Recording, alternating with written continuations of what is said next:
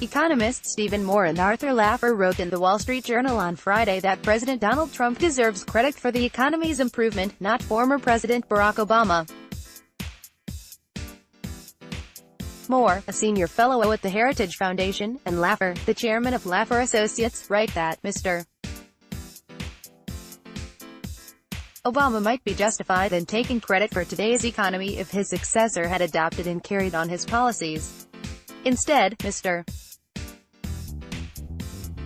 Trump has reversed nearly every Obama rule, edict and law that he can legally overturn. At its core, the Trump economic strategy wasn't complicated: systematically repeal Mr. Obama's accomplishments, the tax increases, the regulatory blitz on business, the welfare expansions, the war on American fossil fuels, and so on. As a result, the economy would pop like a cork pulled from a shaken champagne bottle. They go on to note the predictions made by former Obama advisors and prominent Democrats before Trump assumed office, which claimed that Trump winning would lead almost immediately to another recession. The smart set argued that getting economic growth to 3% was virtually impossible. Yet 18 months into Mr. Trump's tenure, the economy is already nearing that mark, with no recession in sight. It turns out that 3% growth seemed impossible to the left only because Mr. Obama's Keynesian policy prescriptions failed to do the trick, they wrote.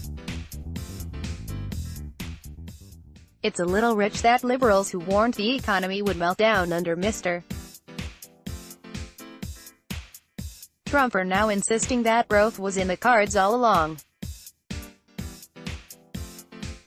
If the economy and the stock market had crashed, it's obvious they'd be sanctimoniously denouncing Trumponomics as a tragic failure. Moore and Laffer, who have a new book coming out called Trumponomics: Inside the America First Plan to Get Our Economy Back on Track, conclude that Mr. Obama's approaches to taxes, energy and regulation were wrong-headed. In that sense, they really did set up President Trump for this big economic rally, by giving him bad policies to repeal.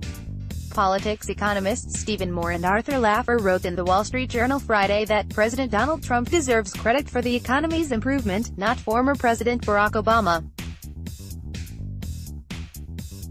Stephen Moore, Arthur Laffer, Us Economy 326 Friday 8 June 2018 11:57 a.m. 201-857-08 Friday 8 June 2018 11:57 a.m. Newsmax Inc.